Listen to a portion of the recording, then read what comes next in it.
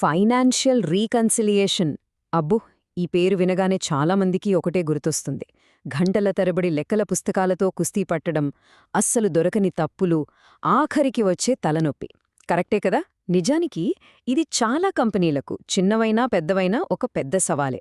మరి ఇంత కష్టమైన, విసుగొచ్చే పనిని చాలా ఈజీగా, ఇంకా చెప్పాలంటే అస్సలు తప్పుల్లేకుండా చేసే ఒక కొత్త టెక్నాలజీ మన ముందుకొస్తే ఎలా ఉంటుంది? బావుంటుంది కదూ? ఈరోజు మనం సరిగ్గా దాని గురించే మాట్లాడుకోబోతున్నాం. ఒక్కసారి ఈ స్లైడ్ చూడండి. తేడా చాలా స్పష్టంగా కనిపిస్తోంది కదా? ఒకవైపు మనకు బాగా అలవాటైన పాత పద్ధతి. అదెలా ఉంటుందో మనందరికీ తెలుసు. చాలా టైం పడుతుంది, విసుగొస్తుంది, అనుకోకుండానే తప్పులు దొరులుతుంటాయి. కాని మరోవైపు చూడండి, ఇది పూర్తిగా కొత్త ఆలోచన. దీన్ని ప్యాసివ్ రెకన్సిలేషన్ కాదు, మ్యాండేటరీ ఫైనాన్షియల్ డిసిప్లిన్ అంటున్నాం. అంటే ఇది పనిని సులభం చేయడమే కాదు, ఒక రకంగా ఆర్థిక క్రమశిక్షణను బలవంతంగా అలవాట్చేస్తుంది. ప్రతిదీ ఆటోమేటిక్, ఖచ్చితమైనది, ఇంకా ముఖ్యంగా ఎవరూ తప్పించుకోలేనిదనమాట. సరే, ఈ కొత్త ఆర్థిక క్రమశిక్షణ అని అంటున్నాం కదా, మరి దాన్ని నిజం చేసేదేంటి? అదే ఈ లెడ్జర్ షీల్డ్. ఇది కేవలం ఏదో ఒక కొత్త సాఫ్ట్వేర్ అనుకుంటే పొరపాటే. ఇది ఒక కంప్లీట్ సిస్టమ్. మన ఫినాన్షియల్ మేనేజ్మెంట్ గురించి ఆలోచించే పద్ధతినే మార్చేస్తుంది. అసలు ఈ లెడ్జర్ షీల్డ్ అంటే ఏంటి?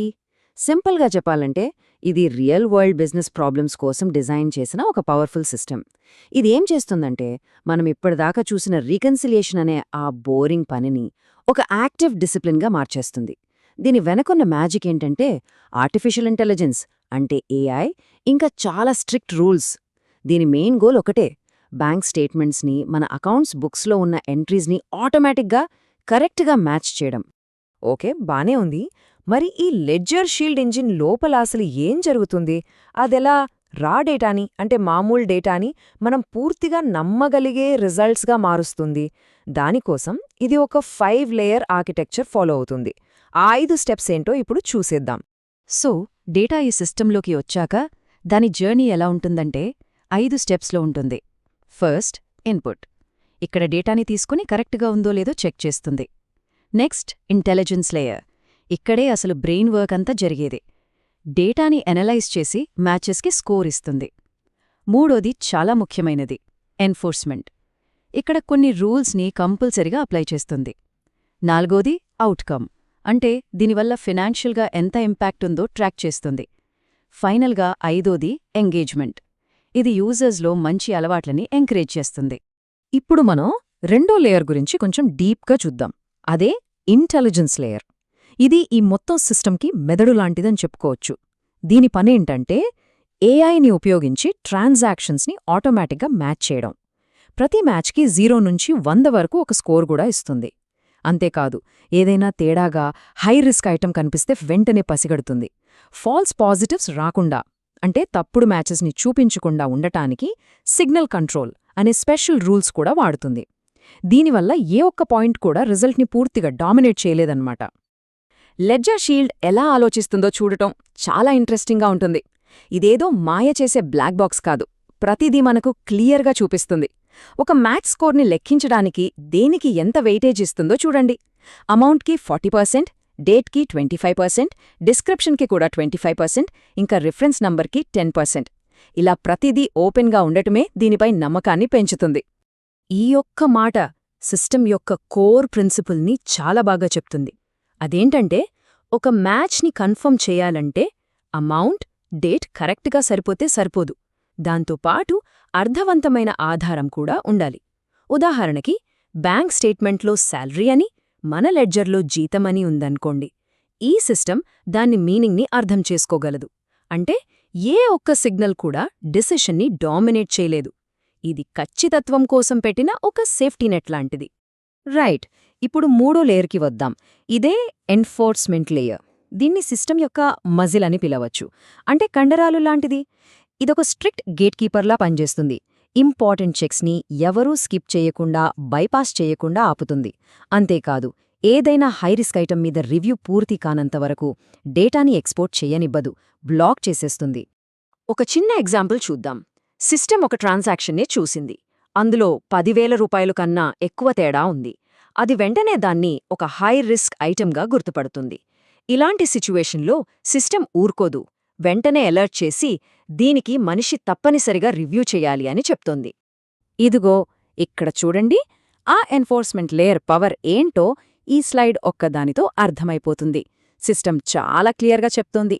ఎక్స్పోర్ట్ డినైడ్ అంటే ఆ మ్యాండటరీ రివ్యూ పూర్తయ్యేదాకా మీరు ఒక్క అడుగు కూడా ముందుకు వెయ్యలేరు.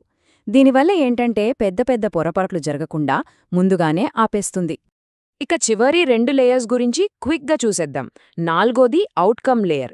ఇదేం చేస్తుందంటే ఈ సిస్టమ్ వాడటం వల్ల ఎంత టైం సేవ్ అయింది, ఎన్ని తేడాలు బయటపడ్డాయి లాంటి విషయాలను రియల్ టైంలో ట్రాక్ చేస్తోంది. ఇక 5వది ఎంగేజ్మెంట్ లేయర్. ఇది కొంచెం ఫన్గా ఉంటుంది. మనం గేమ్స్ ఆడినప్పుడు స్ట్రీక్స్, అచీవ్మెంట్స్ వస్తాయి కదా, అలాగనమాట. యూజర్స్ సిస్టమ్ని కరెక్ట్గా, కన్సిస్టెంట్గా వాడేలా ఎంకరేజ్ చేస్తుంది. సరే, ఇప్పటిదాకా సిస్టమ్ ఎలా పనిచేస్తుందో చూశాం. కానీ ఫినాన్షియల్ టూల్స్ విషయానికొస్తే ట్రస్ట్, సెక్యూరిటీ ఈ రెండూ చాలా చాలా ముఖ్యం. మరి లెడ్జర్ షీల్డ్ ఈ విషయాల్లో ఎలా ఉంది? దీన్ని ఒక ప్రొడక్షన్ రెడీ సిస్టమ్గా, అంటే నిజంగా వాడకానికి సిద్ధంగా ఉన్న సిస్టమ్గా మార్చే అంశాలేంటో ఇప్పుడు చూద్దాం. ఈ టేబుల్లో కొన్ని కీ సెక్యూరిటీ ఫీచర్స్ ఉన్నాయి. For example, no data persistence అంటే మీ డేటాని ఈ సిస్టమ్ ఎక్కడా స్టోర్ చేసుకోదు. ప్రాసెసింగ్ అంతా మీ కంప్యూటర్లోనే జరుగుతుంది, డేటా మీతోనే ఉంటుంది.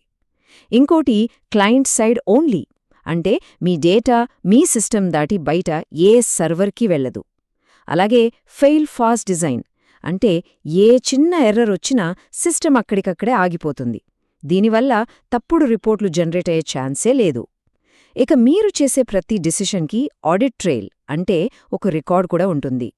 ఇక్కడ ఇంకో చాలా ఇంపార్టెంట్ రిస్క్ మేనేజ్మెంట్ ఫీచర్ ఉంది. దాని పేరు సిగ్నల్ కంట్రోల్.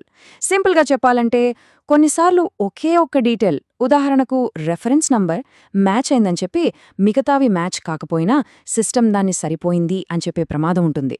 కానీ ఈ ఫీచర్ అలా జరగనివ్వదు. ఈ చార్ట్లో చూడండి, ఏ ఒక్క పాయింట్కి కూడా మితిమీరిన ప్రాధాన్యత ఇవ్వకుండా దాని ఇన్ఫ్లుయెన్స్ని కంట్రోల్ చేస్తుంది. దీనివల్ల రిజల్ట్స్ చాలా బ్యాలెన్స్డ్గా, నమ్మకంగా ఉంటాయి. సో మనమిప్పుడు దాదాపుగా చివరికి వచ్చేశాం.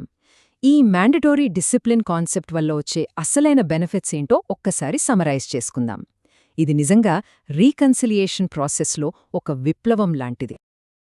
మరి ఫైనల్గా ఈ మార్పు వల్ల మనకు దక్కేదేంటి? మొట్టమొదటిది ఖచ్చితత్వం. అది మునుపెన్నడూ చూడనంత స్థాయిలో. 2 మాన్యువల్ వర్క్ చాలా అంటే చాలా తగ్గిపోతుంది. 3 ఫినాన్షియల్ రూల్స్ని స్ట్రిక్ట్గా అమలు చేస్తుంది. 4 ఎక్కడ తేడా వచ్చినా వెంటనే రియల్ టైంలో తెలిసిపోతుంది. వీటన్నిటికన్నా ముఖ్యంగా కంపెనీలో ఒక మంచి ఫినాన్షియల్ డిసిప్లిన్ కల్చర్ డెవలప్ అవుతుంది. చివరగా ఈ ఒక్క ప్రశ్నతో ఈ విశ్లేషణను ముగిద్దాం. ఫైనాన్షియల్ యాక్యురసీ అంటే ఆర్థిక ఖచ్చితత్వం అనేది మన ఇష్టం మీద ఆధారపడే ఒక ఆప్షన్ కాకుండా డిజైన్ ప్రకారమే తప్పనిసరి అయితే అప్పుడేం జరుగుతుంది? బహుశా ఈ ప్రశ్నకు సమాధానమే మన ఫైనాన్షియల్ మేనేజ్మెంట్ భవిష్యత్తు ఎలా ఉండబోతోందో చూపిస్తుందేమో.